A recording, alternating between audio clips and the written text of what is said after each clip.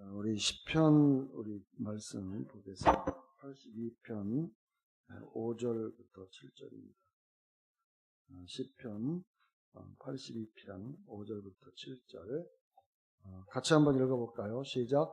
그들은 알지도 못하고 깨닫지도 못하며 암흑 속에서 행하나니 땅의 모든 기초가 흔들리는도다.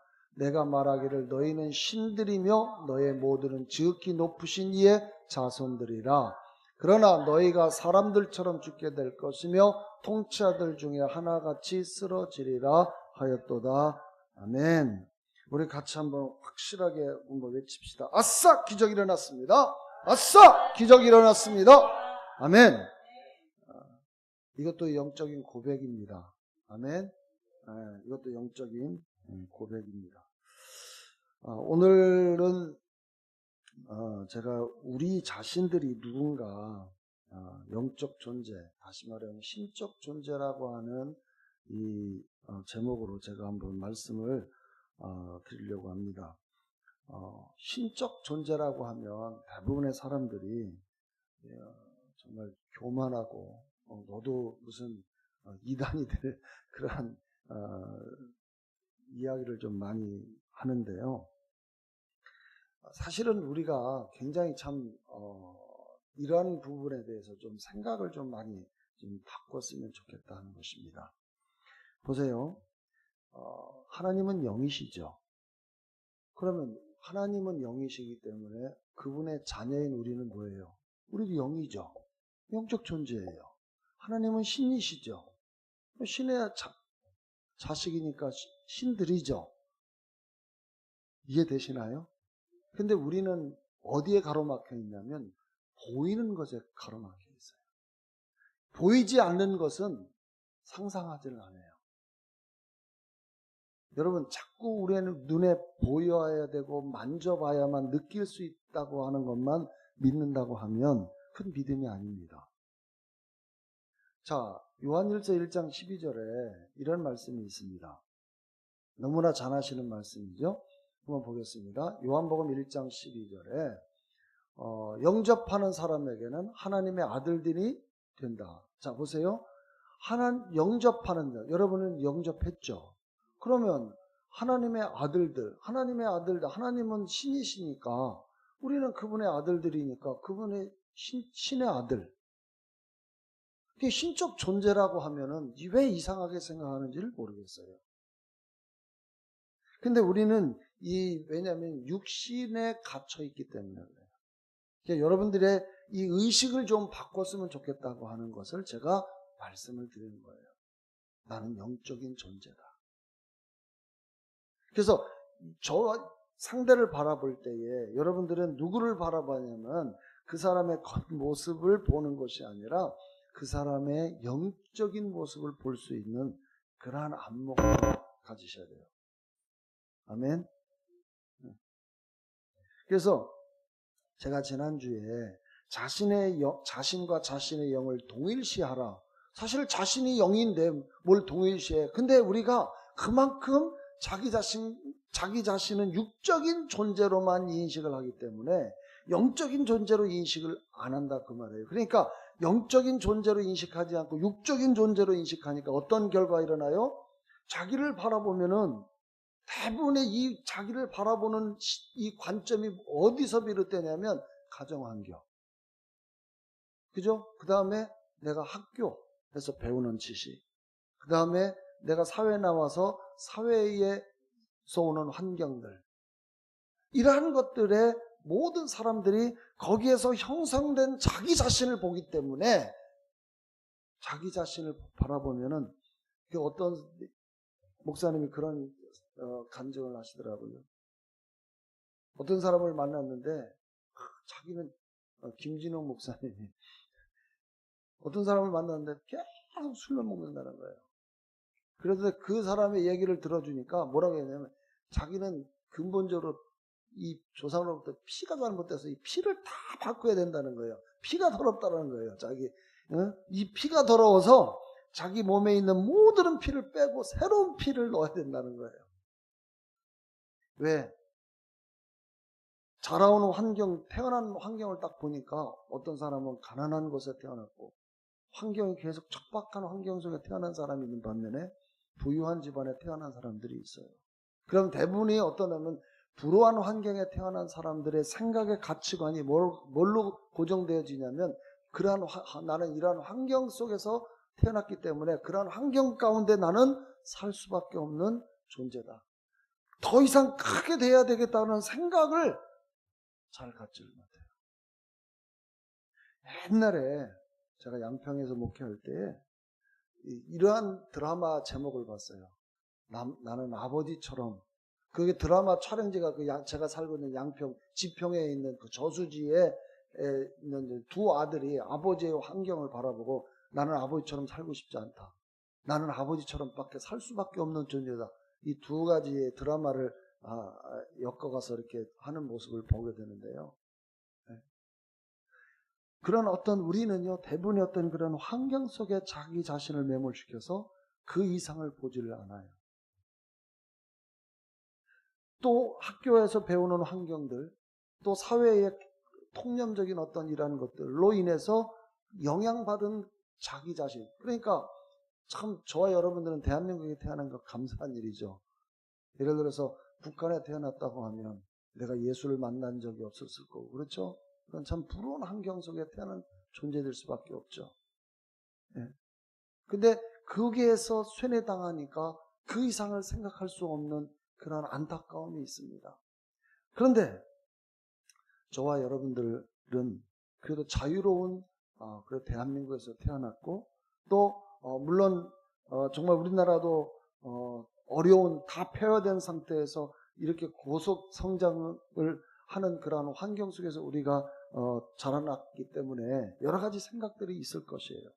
그러나 어쨌든 저는 제가 오늘 말씀드리고 싶은 것은 그러한 외적인 환경 요인들로 자기 자신을 바라보지 말고 이제 우리가 거듭난 하나님의 사람으로서는 저와 여러분들은 이제 하나님의 자녀로서의 관점을 가지고 여러분 자신을 좀 봤으면 좋겠다 하는 것입니다.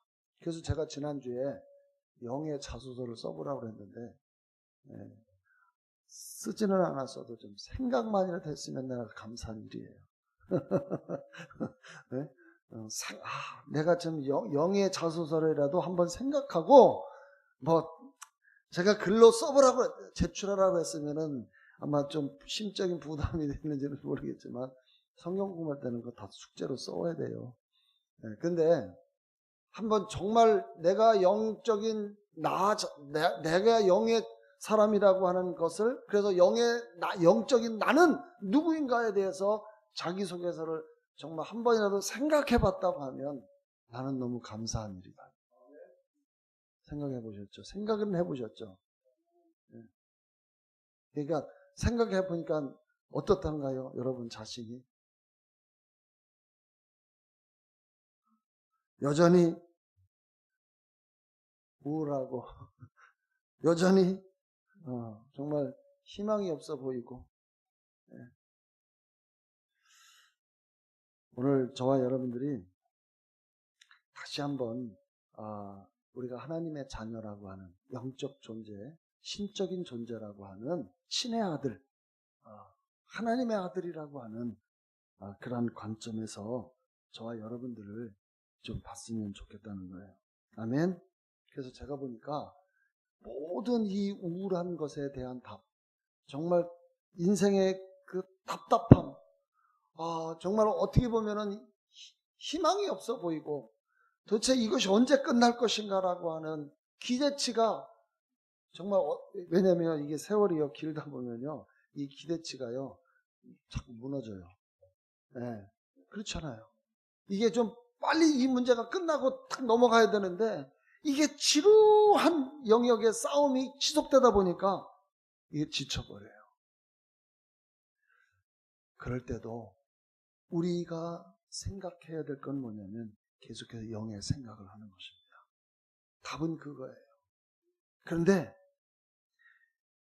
오늘의 제가 전에 말씀드렸죠. 오늘의 우리의 삶은 과거 내가 어떠한 생각을 했느냐에 따른 결과다. 그렇다면 앞으로 나의 미래는 내가 지금 생각하고 있는 결과라고 생각한다면 내 미래를 지금 어떠한 생각을 가지고 어떠한 마음을 가지고 어떤 생각을 갖느냐는 굉장히 중요한 것이다. 내가 계속해서 이건 답이 없어. 이거는 문제 끝이 없는 거야. 이건 지루하게 내가 끝까지 싸워야 할 문제라고만 인식한다고 하면 여러분은 그걸 계속 끌고 그런 인생을 살아갈 것입니다. 그런데 여기서 종말되어졌고 끝났고 나는 이 문제가 해결되어졌다고 하는 여러분의 생각이 이 방향으로 흐른다고 하면 여러분은 머지않아서 빛을 향하여 더 이상 어둠이 아닌 빛을 향하여 걸어가게 될 것입니다.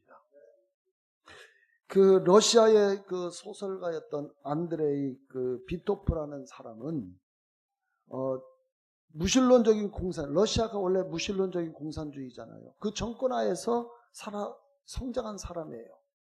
그러니까 여러분 무신론 그리고 정말 공산주의 정권이라는 것이 어떤 것인지 알잖아요. 그러니까 이 사람은 자기가 이 안에서 교육을 받고 이런 환경 속에서 살다 보니까 삶에 대한 이런 희망이 점점 사라졌던 것이죠. 근데 27살 되던 그 해에 이 사람이 그때의 이 사람의 심리적 상태가 어땠냐면 너무 절망적이었다는 거예요. 너무 우울했다는 거예요. 그 삶이 모든 것이 멈춰버렸고 미래가 송두리째 날아가 버렸다고 하는 그러한 느낌이 그 마음을 지배했다고 그래요. 그런데 그러한 우울한 가운데에 지금은 상태페테르부르크 거기 지하철 옛날에는 레닌그라드라고 하는 그 지하철을 내려가서 지하철을 딱 탔는데요. 이 사람의 눈에 그 한 구절이 눈에 확 들어왔고 그 구절이 이 사람의 인생을 잡아버렸어요. 그게 바로 뭐냐? 하나님 없이는 삶을 이해할 수 없다. 이 한 구절이 지하철 우울해가지고 모든 것이 날아가 버리는 아무 희망 없어 보이는 그에게 한 줄기의 빛이 그 자기가 타고 딱 서 있는 그곳에 그 문구가 딱 있는 거예요. 그래서 이 사람이 소설가인데요. 이 사람이 이 한 구절을 계속해서 되뇌겠다.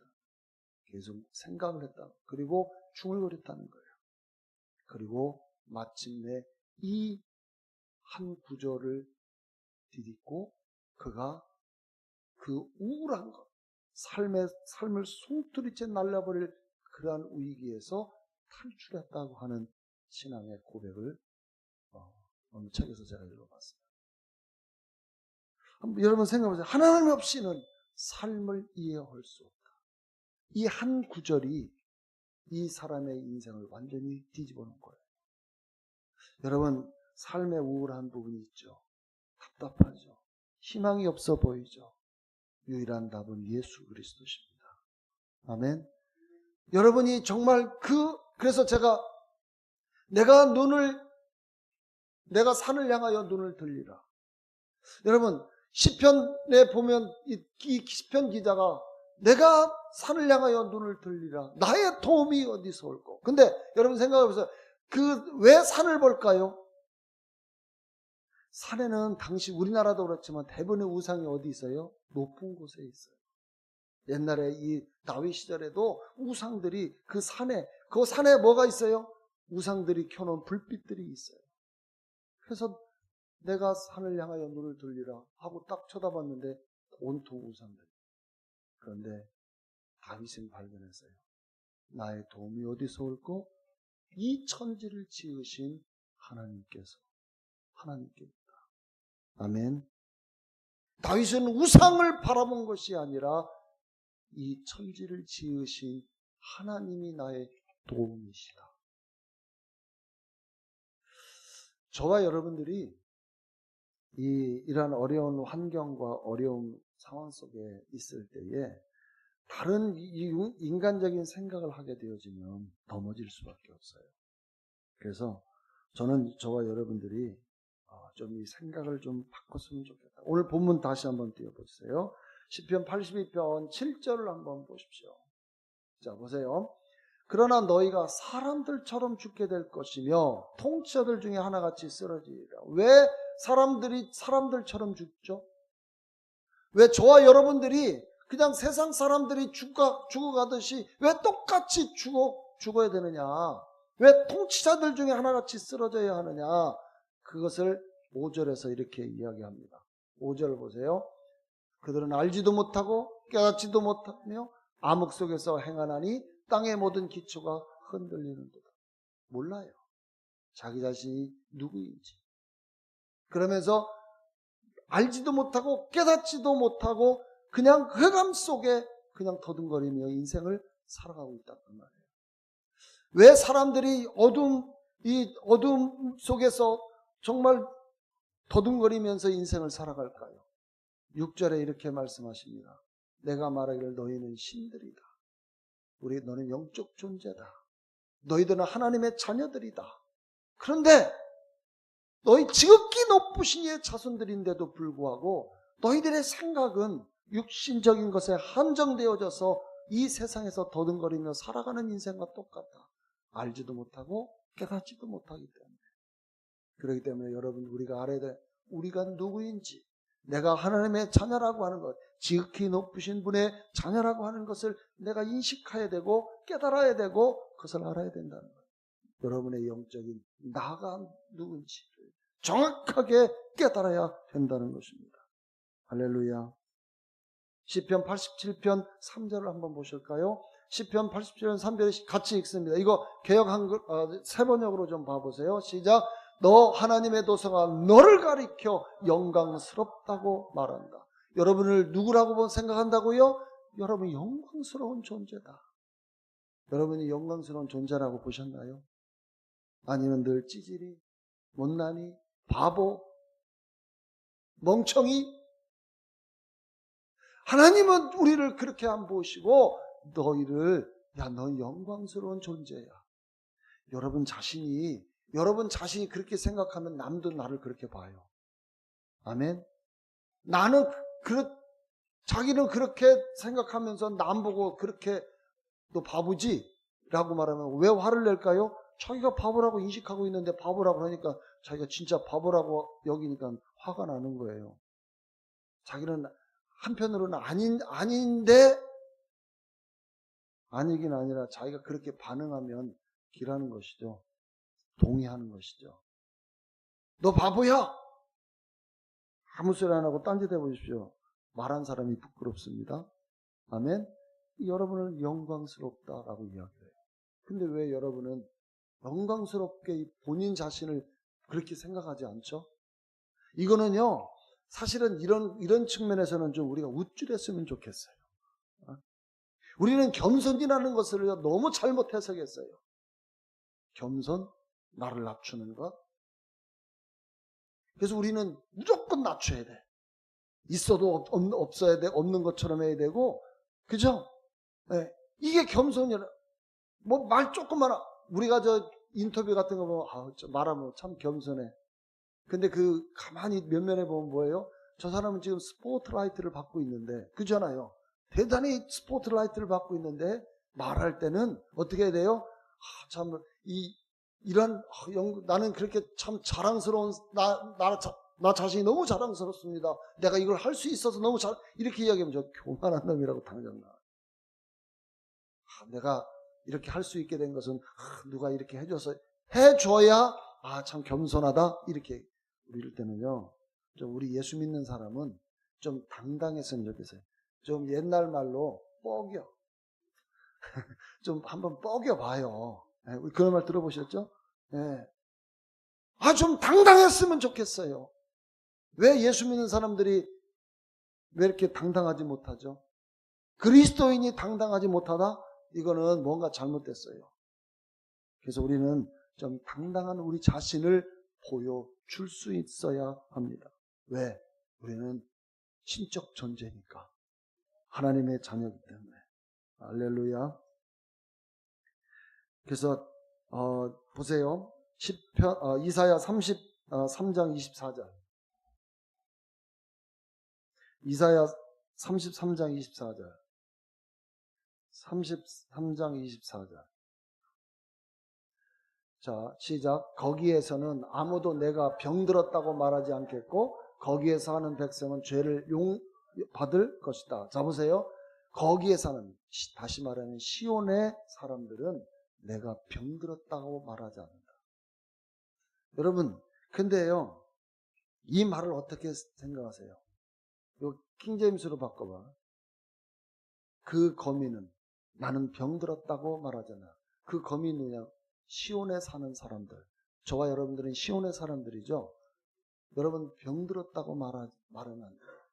그러니까 우리가 이 어느 영역에 속해 있는지가 분명하다고 하면, 내가 육신적으로 아파도요, 나 아파. 그래가지고요, 그걸 가지고 그냥 자기 자신의 그 연약함을 찾고 해서 그 위로 받으려고, 그 위로 받으면 그게 도움이 되나요? 치료가 돼요? 안 된다. 우리가 생각을 어떻게 되냐면, 우리는 영적 존재이기 때문에 나는 병들었다. 아파도요, 안 아프다. 나는 이 병을 끊을 수 있는 용기와 결단. 왜? 저와 여러분들은요, 좀 이 말, 시온의 사람들은 병들었다고 말하지 않는다. 이 말씀을 여러분들이 한번 묵상을 해보십시오. 히브리서 11장 22절, 24절까지 한번 보겠습니다. 히브리서 11장 22절부터 보겠습니다. 보세요. 히브리서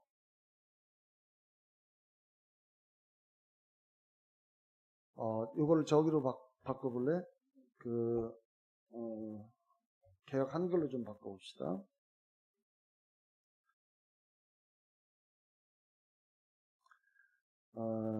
잠깐만요. 12장으로 바꾸세요. 제가 11장이 아니라 12장. 자, 보세요. 같이 읽습니다. 시작.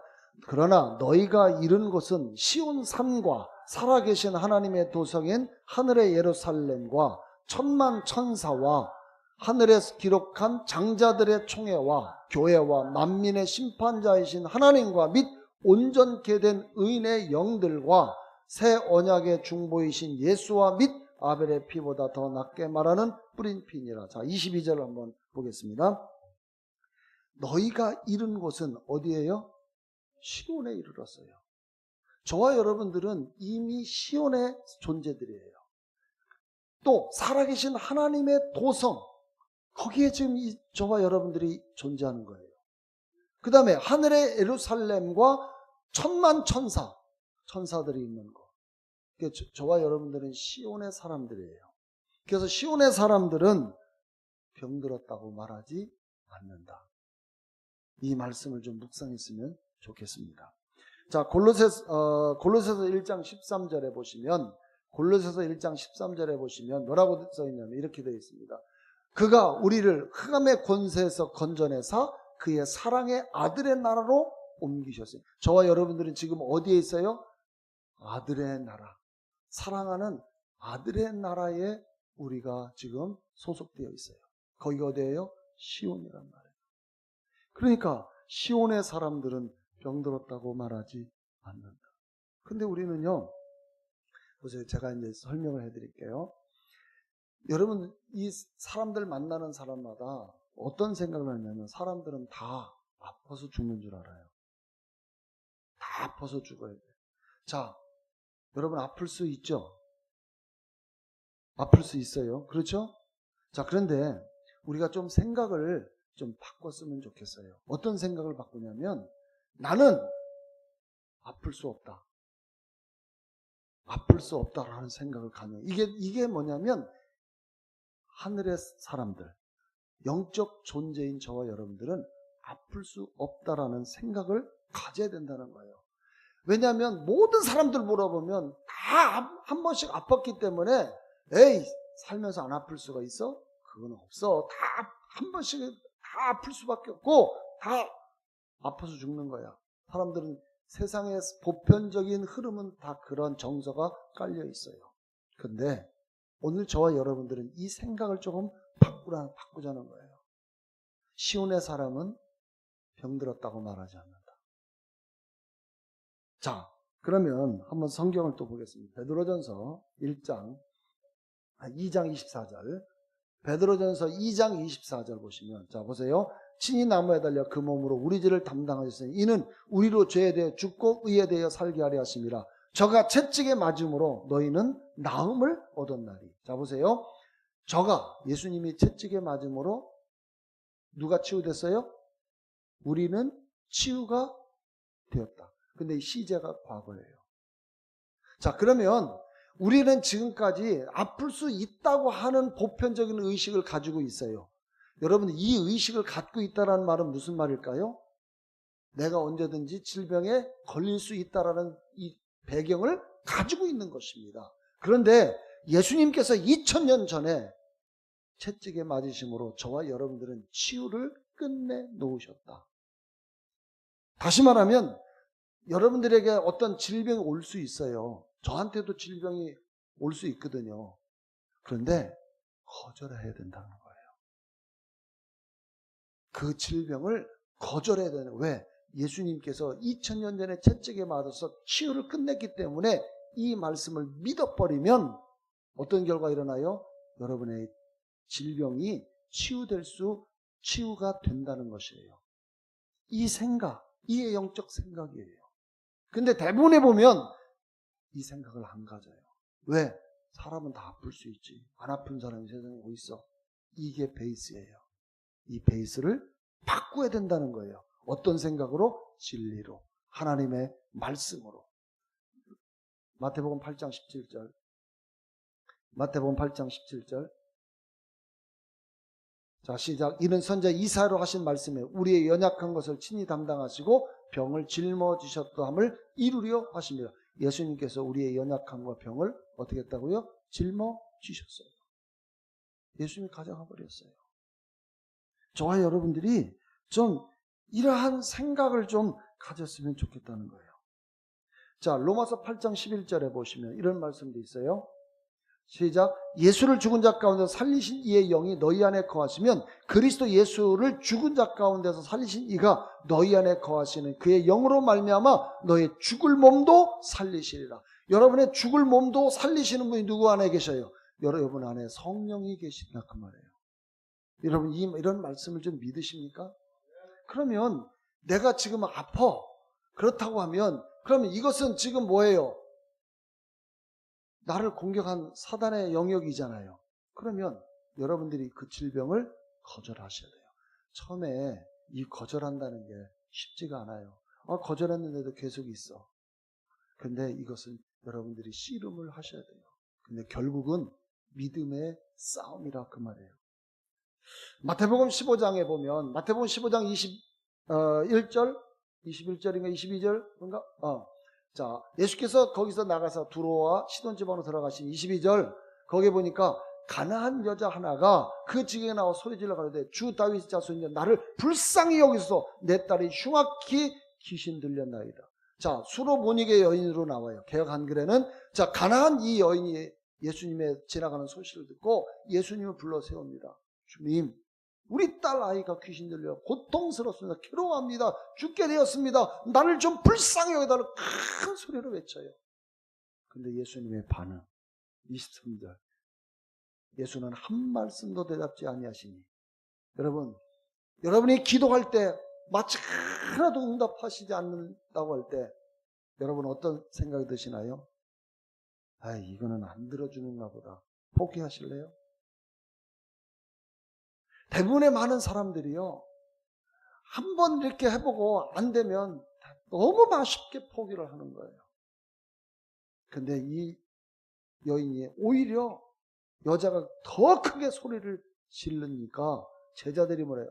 주님, 시끄럽습니다. 저 여자 좀 어떻게 좀 해주세요. 그랬더니 그 다음 24절 예수께서 대답하셨어요. 나는 이스라엘 집에 잃어버린 양 외에는 다른 데로 보내심을 받지 아니했다. 지금 부르짖는 여자는 어디 여자예요? 이방인. 근데 예수님은 유대인 이스라엘 백성만 내가 저 위에서 왔지 저 사람들은 나하고는 상관이 없는 사람들이야. 배척해버렸어요. 여러분, 그럴 때 여러분 두 번째 거절당한 거죠. 어떻게 하시겠습니까? 그랬더니 25절 여자가 와서 예수께 전해가지고 주여 저를 도와주세요. 끝까지 매달립니다. 그랬더니 26절 예수님이 대답하십니다. 자녀의 떡을 취하여 개들에게 던짐이 마땅치 않아요. 여러분 이 소리 들으면 여러분 어떻게 생각하세요? 내가 그냥 안 고치면 안 고쳤지. 네가 저기 진짜 쌍욕도 나올 수 있을 것 같아요. 아니 3번씩이나 지금 무시당하는 거잖아요.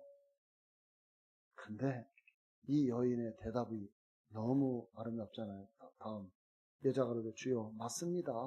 개들도 제 주인의 상에 떨어지는 부스러기 못 씁니다. 그러니 그 부스러기라도 주세요. 28절 그랬더니 예수님이 네 믿음이 크다. 그리고 고쳐주셨어요. 우리는 너무 기도하다가 기도 응답이 없다고 할 때 너무 낙심해요. 너무 쉽게 포기해요.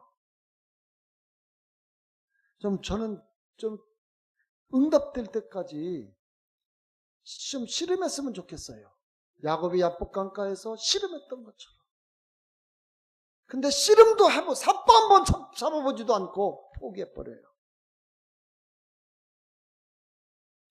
여러분 저는 이 말씀을 준비하면서요. 성령님이 이 말씀하고 왜 무슨 상관이 있다고 이 말씀을 주시지? 그냥 곰곰이 생각해 봤어요.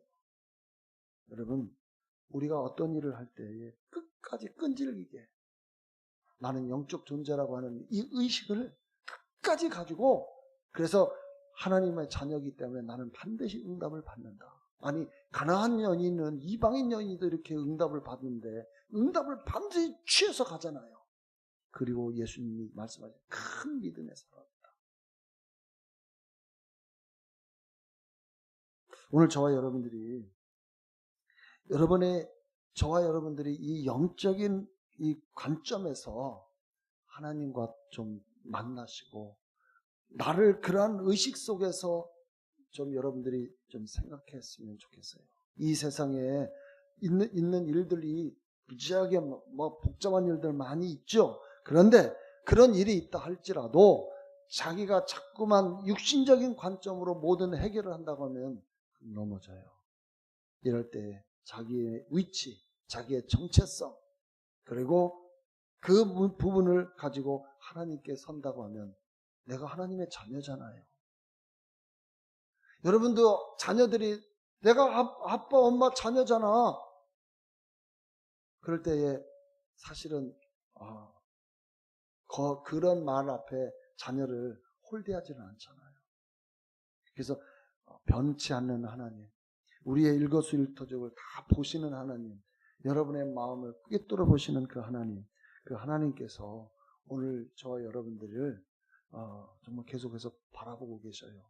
그래서 여러분도 하나님의 자녀라고 하는 그런 위치와 지위에서 여러분들이 기능하고 기도하고 이 세상을 좀 그런 관점에서 여러분 자신을 생각하며 살아갔으면 좋겠습니다. 아멘. 그래서 신적인 의식을 좀 가지세요. 영적인 의식을 좀 가지세요. 이것이 진짜 저와 여러분입니다.